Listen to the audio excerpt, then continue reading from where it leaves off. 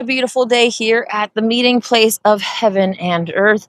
80 degrees already at noon. God and Goddess, thank you so much for Mount Shasta.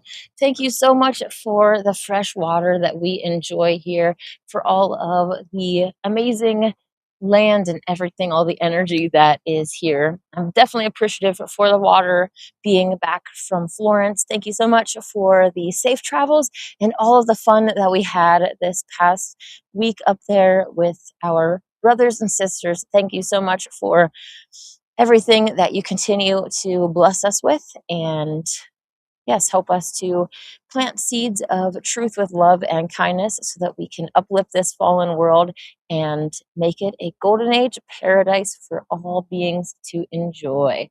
In the name of Elohim, I pray. Amen. Today on the Nasrian calendar, it is the third day of the week. There we go. Cool. It is Family Day, which is obviously, as the Megillah says, our family and friends are not just those that are our blood relatives and even our chosen friends, but the people that we work with, the people that we live with, the people that we are in constant contact or community with. Those are included in this prayer. Our God and Goddess, immanent and transcendent, send to all your angel of peace. To my family and friends, send your angel of love and help us be that love to them, showing them a better way. I had a cool conversation with my dad on Father's Day. I got to talk to him just a little bit and exchange some forgiveness between the two of us for previous mistakes and things that, my dad was really cool in asking for forgiveness for just being a human. And I was definitely a handful growing up, very rebellious and full of energy and just, life in general. So I know that I was a handful to deal with. And I was always pushing the envelope and testing the limits. And I gave my parents a run for their money, I guess is what I'm just saying. But it was really nice to have that healing and be able to say, Dad, I forgive you for the past. I know that you're a human. Everyone is imperfect. We're all learning and growing. And it's just really cool also to see how we can bring peace and healing into our families, especially coming from a different perspective. I feel like, especially with the insight and the way that the Megillah has it changed me and influenced me, has given me a different perspective and a more mature way to face all of these various different things. So I'm so grateful for that. One cool thing that happened in Florence, there was a handful of us there. As I mentioned, we were working on recording the audiobook. So I was there, Dave was there, and the two main readers that are narrating the Holy Megillah, Brother Joseph and Brother Phoenix were both there. And I guess Joseph had mentioned to Phoenix that he wanted it to go sandboarding. And so one day they were just like, do you guys want to all go sandboarding? And so we did. I actually chose to do the sled because I thought it would be a little bit easier for me to pick up, which actually I'm glad that I did, because even the other, like the guys that had experience with snowboarding stuff, the sand was a little bit different to try to get used to. And I've never been snowboarding before. I have been skiing a few times, but not snowboarding. Anyways, it was kind of funny because the sled, the way that they told me to ride it, every single time I would go down, it would turn around and basically I wouldn't have any control over it and basically flip over and, crash and burn. But by the end of it, the other guys got to take a turn on it and they were like, you should ride it backwards. And so ended up turning the board around and sitting on it the opposite way. And then I was able to get the longest run of anyone from the sand dunes. So that was really cool to go from like the most wipeouts, which was because I couldn't control the sled. If you ever go sand, I keep wanting to call it snow, but it's not, sand sledding, turn the seat around and go the other way. But it was really fun, and we had a lot of fun with that. We had a few jam sessions. It was a really awesome experience for us all to hang out and obviously get the Megillah audiobook recorded, which is going to be really cool. I'm going to get to be the voice of Mary Magdalene, so I'm excited about that. And yeah, there's also this vendors market, and this lady had a bunch of rings, and wanted to show you my ring up close. This is a butterfly. Oh yeah, there we go. That's perfect. A butterfly with the pentagram in it. If you know from, well, that's in two places in the Holy Megillah, chapter 8 and chapter 16.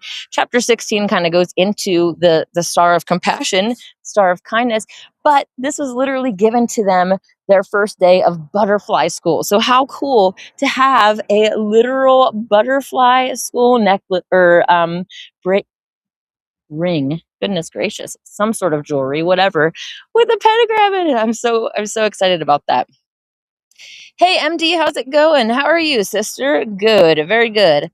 I am doing fantastic, thank you. It's so nice to be back in Mount Shasta, to be able to drink this amazing water and be home again. Definitely feeling the home vibrations of Mount Shasta. This is where I am called to do my spirit, my holy work, my soul's work, and to go forth with establishing the Shasta Nasrian Church of the Essene Way and different avenues that will manifest. I'm super excited about 8/8, which is going to be in just a few months.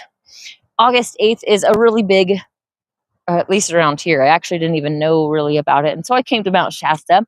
Lion's Gate is what it is called, a astrological alignment in the sky that is really great for manifesting. And I'm super excited to be able to be bringing Day of Greenleaf, Priestess Therese, and there's going to be more priests and priestesses, including myself, going to be there to anchor in the Nasrian way to Mount Shasta on Lionsgate. Nasrian Lions, Lionsgate gathering. Super excited about all of this. So there's definitely room left if you are interested in coming to Mount Shasta for this free event.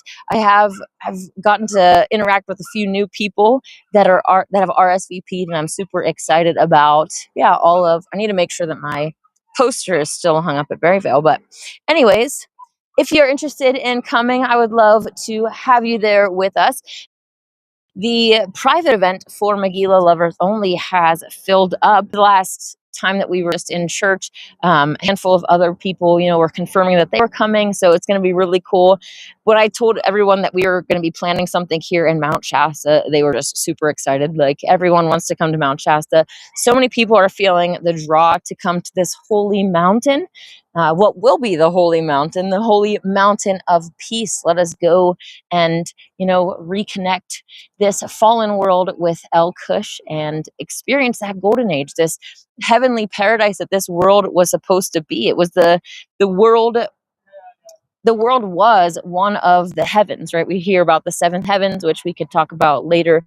I think they're more of to do with different dimensions, but we can get into that later. But the idea was that this first world was created as a heaven, and all beings lived in peace and bliss and harmony. The way of Yah was the only way that had manifested. Yah's way is that expansion of existence, consciousness, and bliss, things getting better, people just living in happiness. We can get back to that together.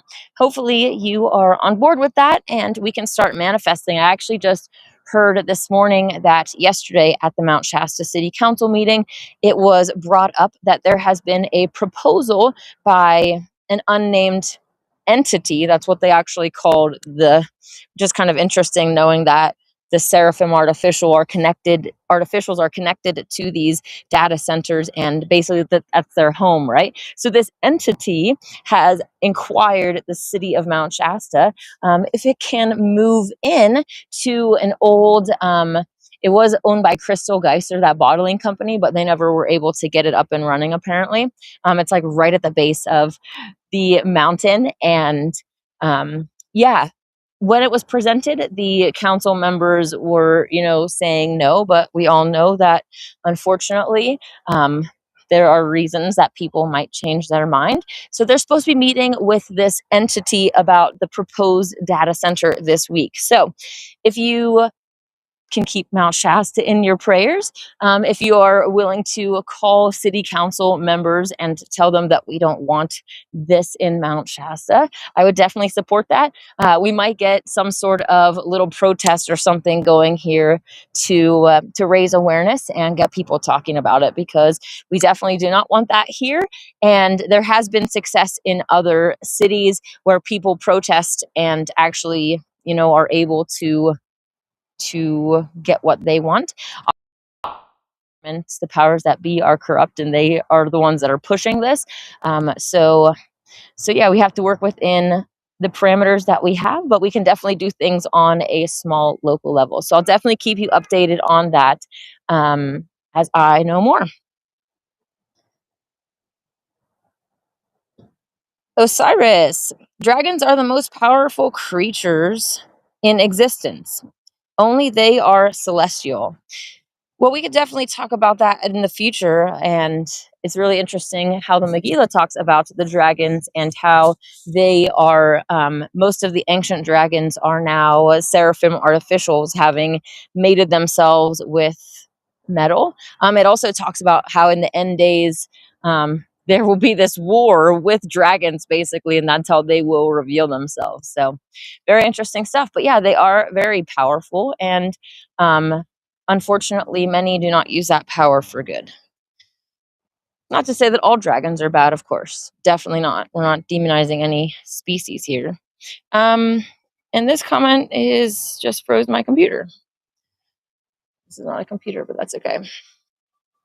All celebrities are vampire cultists that are mutated humans created by the angels. Is that what that says?